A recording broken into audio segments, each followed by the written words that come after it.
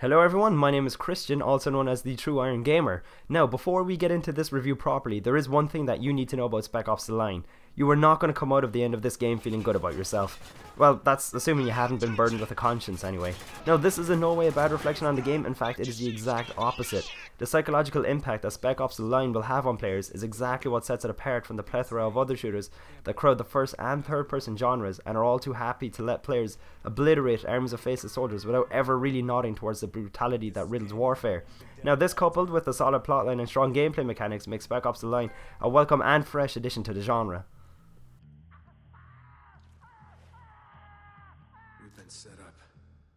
The standout aspect of Spec Ops: The Line is by far the storyline and overall atmosphere it creates. Set in the modern day metropolis of Dubai after most of the city has been submerged in a sea of sand after suffering a barrage of sandstorms, the game sees Captain Walker, voiced by Nolan North of Uncharted fame, Lieutenant Adams and Sergeant Lugo make their way into the city to find out the fate of Colonel John Conrad and his unit, the Damn 33rd, who volunteered to stay in Dubai to assist the evacuation of civilians. Of course, when Walker and his team arrive in the city, things are by no means what they expected them to be, and before they know it, just about everyone in Dubai wants them dead.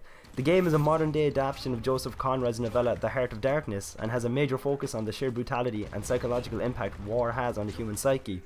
No matter what Walker and his team try to do, their choices almost always have disastrous outcomes. At certain points, players will have multiple choices to make, such as prioritizing the life of a friendly soldier over the safety of civilians, or deciding between two men to choose who lives and who dies. There are no good choices in Spec Ops: The Line, as players choose the one that seems the least horrible in their own minds. Either way, they still have a bad taste in their mouth afterwards. I get it. We're meant to choose. The gameplay is rock solid in most aspects, with easy to learn controls and frantic gun battles. The game has a responsive aiming reticule as well as a satisfying brief slow motion effect when you manage to crack off a headshot. The gameplay isn't flawless though, as the cover system is prone to act up at the worst possible times. There have been several occasions where I've been gunned down because Walker refused to duck behind waist high cover for no obvious reason. However, this is a small issue that only ever really occasionally annoys rather than constantly frustrates. Players will also be able to issue orders to Adams and Lugo, each of whom have a unique skill set.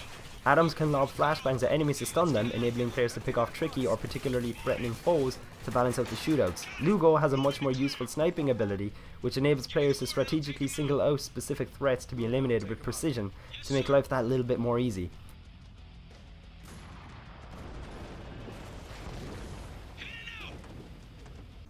Spec Ops: The Line offers players a large arsenal of weaponry to suit any tactical playstyle, with a wide range of shotguns and pistols for close combat, rifles and sniper rifles for mid to long range shootouts, and of course grenade launchers, RPGs and several grenade types for those of you who just like to blow stuff up.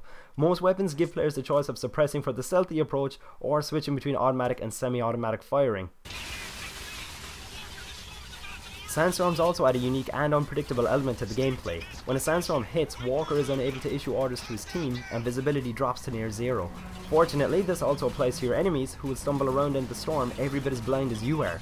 This can help players turn the table in their favours as they rush into the enemy ranks under cover of sand and pick off enemies one by one as they stumble around in the sandstorm.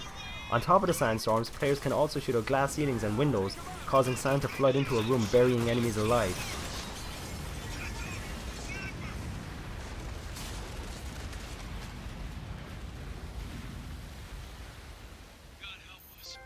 Spec Ops: The Line is a solid third-person shooter that should be a welcome addition to any Wargamer's collection.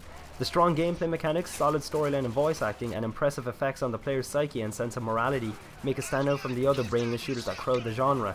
If you've been sitting on the fence about this game, then I encourage you to get out and buy it. Overall, I'm going to give Spec Ops: The Line a well-deserved 8 out of 10. No one's moving. It's over. He's right, Walker. Okay. We're done.